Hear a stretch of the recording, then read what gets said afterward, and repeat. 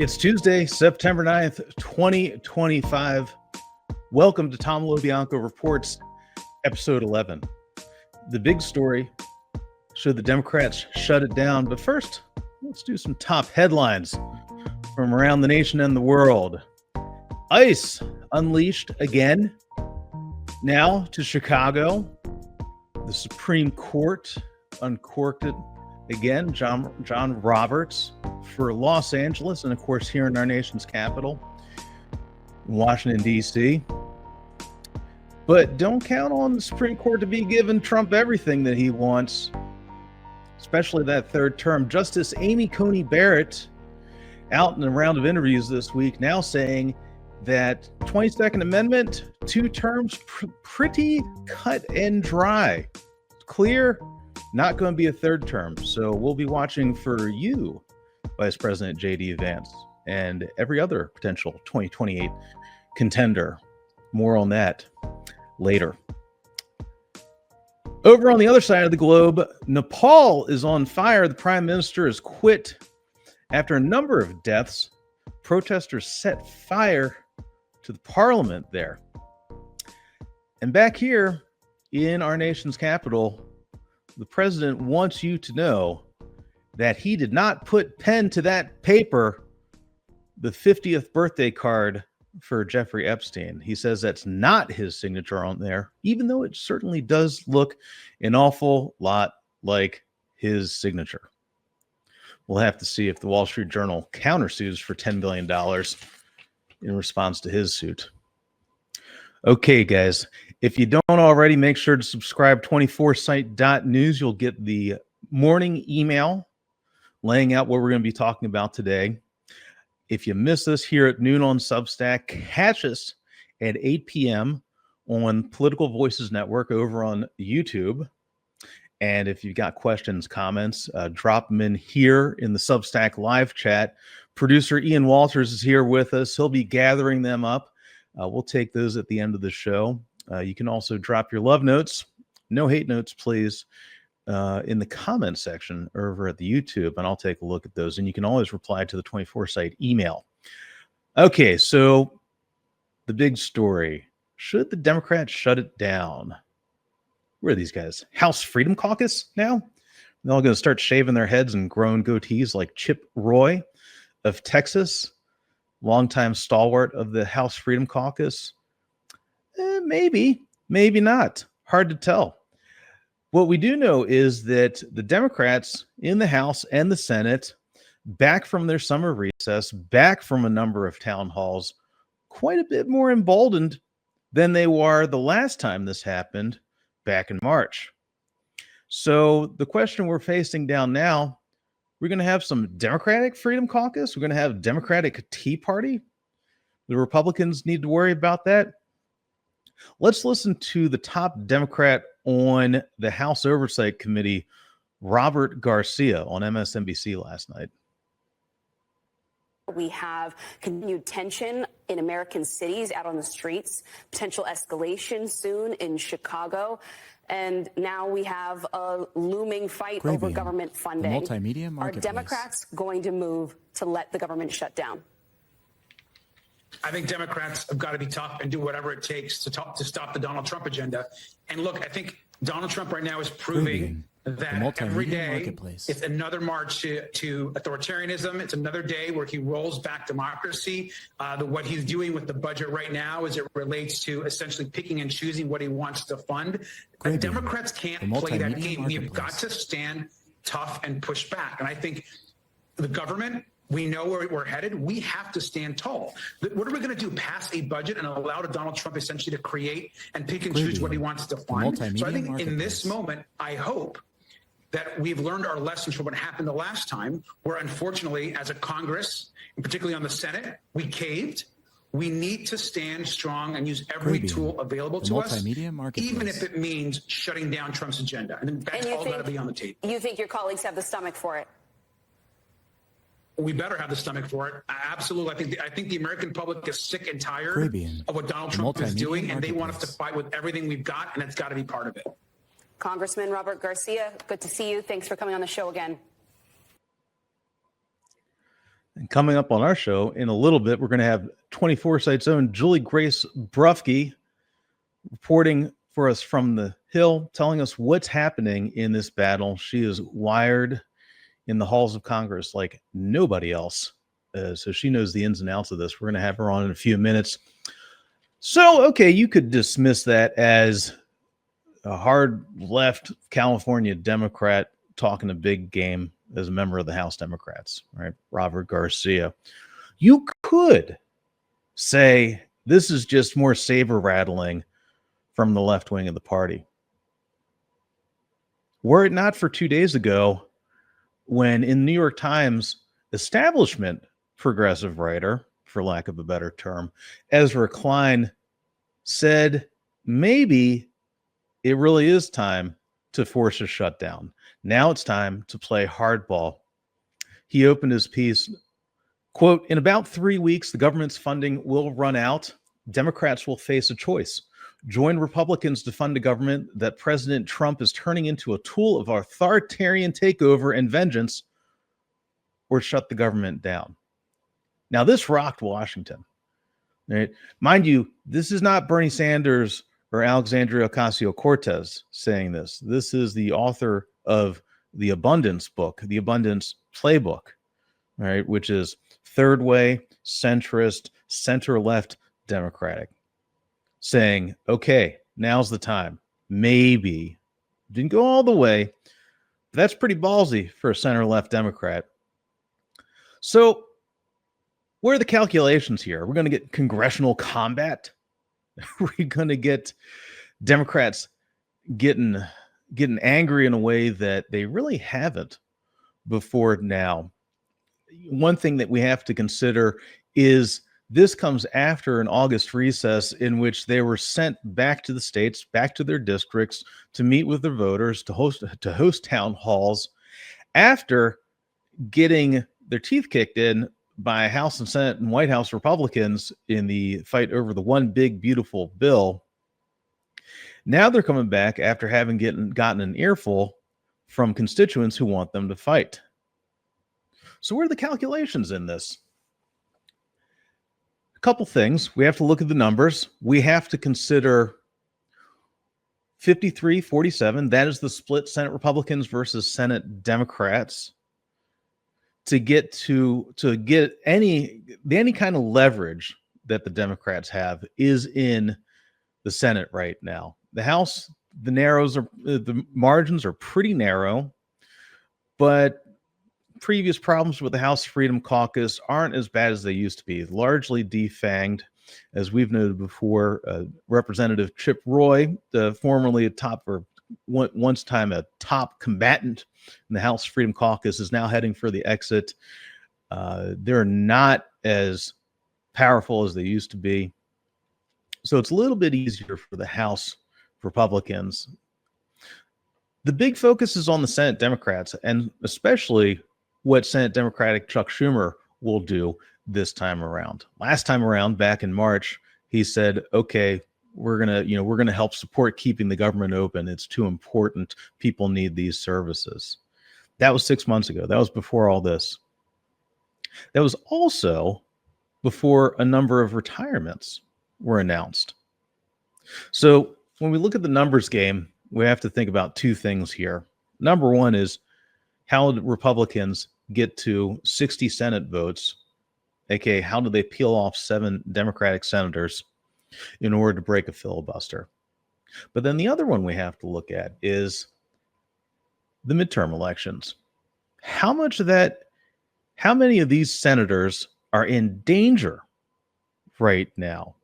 How many of them are lame ducks, having announced their retirements, not having to worry about fighting for re-election anymore? That number gets a lot more interesting, especially when you look at the 2026 map. Let's not all go all the way out to 2028. Not just yet. That's a lot of time between now and then. A lot can change. Let's go to 2026. If you look at 2026, a number of your top battleground Democrats have said they're retiring. New Hampshire, Michigan. This creates big battles for those seats. it also creates big leeway for two top Democratic senators to vote how they like. All right, potentially play hardball here. Let's look at the two closest Democratic races on there right now, heading into 2026, which could create problems for the incumbents running. Virginia, Mark Warner, potentially. It's hard to call that super tight at this point. We'll have to see how that shapes up. Really only leaves one tight vote, John Ossoff down in Georgia, who definitely will be facing a battle in his reelection. So you look at that, and the numbers don't look as bad. The calculations don't look as tough as they did back in March of this year. Okay. So in a few minutes, I'm going to bring on Julie Grace Brufke, and we're going to talk this through. We're going to lay it all out. Make sure, folks, if you haven't already, sign up at 24site.news, 24sight.news. Get the morning newsletter. Find out what we're going to be doing each day for the show. It's not all the boo-boos on the weekends, in case you guys missed that. That was pretty amusing. Haven't figured out what we're doing this Friday just yet. Wild news Monday through Thursdays, fun news on the Fridays. And catch us on the replay at 8 p.m. on the Political Voices Network. And if you got questions, comments, thoughts, love notes, well, you can do the hate notes too. That's fine. Drop them in the Substack live chat here. We're here live noon, or you can drop them in the comments over at the YouTube page for Political Voices Network. And producer Ian Walters will gather those up, and we'll get to those at the end of the show if you drop them in here live. All right, so we're going to bring in Julie Grace Brufke. She is our congressional expert. Let's add to stage. There we go. Julie Grace. How's it going? What is up? How are you? Just checking in with sources on government shutdown watch. So it seems like Four Corners met yesterday. They're kind of trying to de-escalate things. Big Dem push for a bipartisan solution. And I think if I'm putting money on it, it's probably going to be a short-term stopgap to give them some more time. But there's some splinters in Republican world right now on that front where the conservatives are worried they're going to get jammed with an omnibus. So help us. Okay, so help us out, because you are the congressional expert, and Congress has more lingo than the Pentagon, or whatever they're calling it these days. Help us out with the Four Corners. Who are these folks, and why should we be paying attention to them? So you've got the top four in leadership, and then you've got the top four appropriators that have also been conversing. So they haven't officially all met with Trump yet. They haven't brought Democrats to meet with the president, and there's been some kind of waiting on Republicans for the White House to signal things on where they want things to stand. So I was texting with a White House source earlier that said they're kind of open to a bipartisan short-term CR, kind of keep the negotiations going and be able to figure out a long-term plan. But I mean, we've heard from Democrats that kind of want to be able to leverage some of the spending to be able to get some wins after the reconciliation bill. So these are the top budget writers in the House and the Senate. These are the people, the Democrats, Republicans, working with the White House on this. And what that would do then is that would be a short-term, like 3 months, maybe? Is that right? Short-term budget that keeps everything at current spending levels? So keeping things at current spending levels is kind of what's being discussed right now. And then the last, I was hearing it would punt it until around November. So it's a short period of time, but oh, geez, that's nothing at all.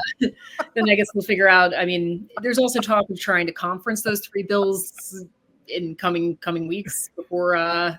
So to try and get to avoid an omnibus at the end of the year. So one of those giant, massive spending bills that turn into tacking on a ton of other riders on there, which always cause a bunch of headaches.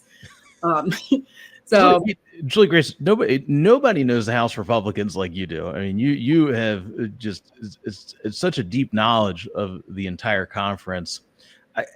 As I was putting this together today, I'm just flummoxed by the lack of power, it seems, from the House Freedom Caucus, because they used to be the determining factor in these fights. I mean, I think there's definitely still, I mean, the margins are so small, anyone can kind of be what the Freedom Caucus was before of derailing things. So I think there's some of that that's a factor, that other people can also derail things, and those standoffs become a little more tedious. But I think they also kind of got bigger, and they don't vote as a block as much as they used to. So it's the dynamics of the Freedom Caucus have definitely kind of changed since the days of Mark Meadows and Jim Jordan leading it. So it's going to be interesting to watch if. I mean, it looked like there was the water bill, the appropriations bill in the House that looked like it was going to go down in flames the other day, and leadership was able to twist enough arms on that front. So, I mean, they've been pretty effective, even when some of these bills have gone down, in getting the Freedom Caucus on board. So we'll see. I think it's a tougher lift with an omnibus, but it's been done before. So we'll kind of see what both parties are able to hash out and what they can come to agree on.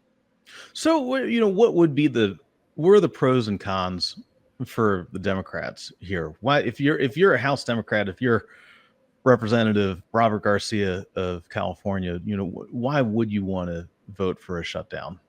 Well, I feel like they see some of the things the Trump admin has done and some of the things that were in the reconciliation bill, and there have been a lot of complaints about kind of how things were handled with Medicaid, and that's been a big thing for Democrats on maybe wanting to get some language in there to kind of unwind some of that. So that's definitely a factor in there. Be able to maybe get some Democrat wins and whittle down some of the language that would provide the administration more of what they're kind of looking to do. What's your sense of, is there any reticence from the Republicans? I know I'd seen a little bit of talk that maybe they would try to deal with these massive increases that are coming on the healthcare cost. What was that? Sorry, I had a hard time hearing that. I heard that maybe there would be some effort to deal with the increase in healthcare costs. So since the end of the subsidies, the doubling of the monthly healthcare costs for folks. I think that's something that's definitely in talks right now. I've got to check in with some sources on that front. But Republicans are also talking about maybe a smaller second reconciliation bill. So whether they'll be able to get anything, be able to address anything on that front with that. I mean, the first one was a huge lift, and the second one I think is probably going to be even more difficult for leadership. But that's also something that's kind of in the background right now. And what do you think is going to be happening in the Senate? Because it seems like, a lot of this. The battling right now is between internally among Democrats, and then a sense from the Senate Republican caucus, who seems incredibly united under Thune, that they can almost do what they want here.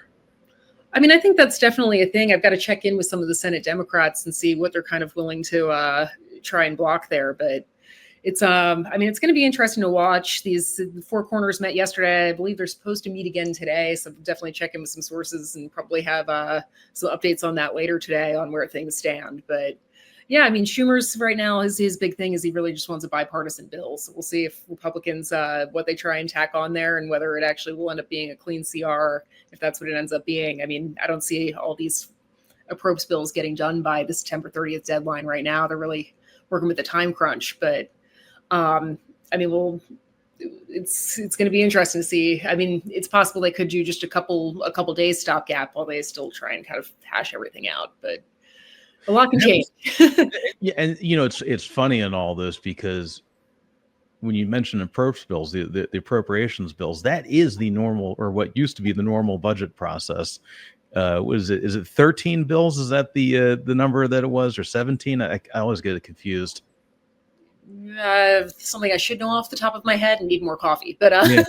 I feel like I've been hearing leadership talk about a return to regular order for like the past 8 years. So it's I feel like omnibus and CR seem to kind of be the new normal. But especially with these margins, it's kind of hard to get everybody on board. And it's the deadline's coming up. They've got, I guess, almost less than 20 days now to be able to figure this all out. So how much have you seen? How much are you able to see the difference between the members? I'm thinking of folks. I mean, this isn't exactly the case for Nancy Mace, but if there is a Democratic version of Nancy Mace, I would be shocked to find that. I don't know who that is. But if there's people who are running for higher office, people who have their eyes set on either tough re-election battles, maybe they're getting redistricted out or redistricted into tough battles. how much do these midterm calculations play into this, you think? I mean, I think with the CR, it's different than an omnibus bill or something along those lines where it's like a massive spending bill. But I mean, wouldn't be the first time we've seen a member running for higher office vote against something to be able to fundraise off of that move. So shocking, I say. So, JG, what else are you following right now? What should we all be paying attention to now that Congress is back in full force? I feel like these Epstein investigations kind of hyping up, and we're seeing Democrats kind of hammer some of those documents that were released yesterday with the Epstein birthday book. And Speaker Johnson just spoke with reporters saying he trusts the White House that it isn't real. So I think that fight and tensions between parties over that are going to continue to play out. And Massey's still working on trying to get those final signatures from Republicans on the discharge petition there. So we'll see kind of how that all pans out. But I feel like that's kind of the other big thing to keep an eye on right now, where tensions are high on Capitol Hill. Oh, that is interesting. Have you seen this where the senators, or I guess, any member saying that they have not seen the birthday card? I was astounded by this. I thought everyone had seen it. A lot of it last night, for sure. I feel like it's harder to dodge today, so I'll be up on Capitol Hill in about a half hour. And I'm guessing, I mean, these people all have X and Truth Social on their phones, so I feel like it's kind of hard to miss at this point. But yeah, I feel like the I haven't seen it has been a go-to dodge for a tale as old as time. So do we need to bring on a handwriting expert here? I feel like there's been a couple of those popping up on Twitter of a lot of hot takes out there. But yeah, I feel like it's definitely a topic that's much easier to get members to talk to on background than anything on the record. Incredible. This is bonkers. Well, let's go to some questions here. I see we got Herman Jacobs writes in, it's hard to know how all this shit shakes out politically. Amen. And yeah, we are non-terrestrial, so do feel free to cuss. I don't nearly as much as I used to, but occasionally a fuck does slip out. So I always get nervous about it on cable news. I know, right? We're trying to present as cable without all the restrictions. So, drop as many F-bombs, no N-bombs. I think, the F-bombs are okay. Herman Jacobs writes here, probably better to keep the focus on Epstein instead of doing a shutdown that goes nowhere. That's it. That's an interesting point there, Herman. We think, JG, you think that is this a loser or a winner for Democrats? I mean, the Epstein thing, I feel like it's the one thing where even the staunchest Trump supporters, it's kind of gotten them riled up. So I mean, it's an issue. I mean, for being kind of Teflon of something that is definitely, I feel like, resonating with conservatives that are concerned about the whole thing. So I feel like, I mean, it'll be interesting to see if voters kind of get burnout on the topic. I mean, I feel like I saw that with January 6th, where everybody was very invested, and then it all kind of faded out after a while there. So, I mean, it's a lot to be seen, but it's, I mean, right now kind of a winning message for them. And they've got a handful of Republicans that are very on board with wanting answers on this. So just astounding. I am shocked here in, September. This is that any one story has gotten, I'm trying to think of anything else that's gotten this much continuous coverage. Maybe the Ukraine, the Russian invasion negotiations, or whatever it is now.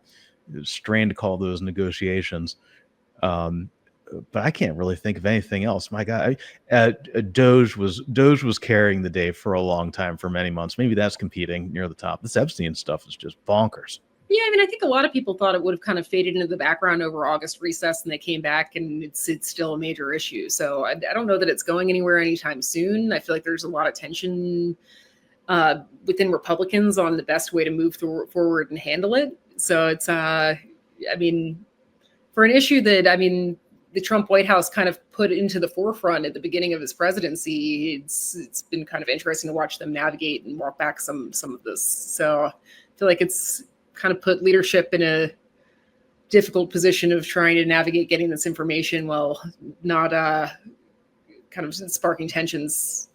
It really has. It really is just astounding. Okay, well, that's it.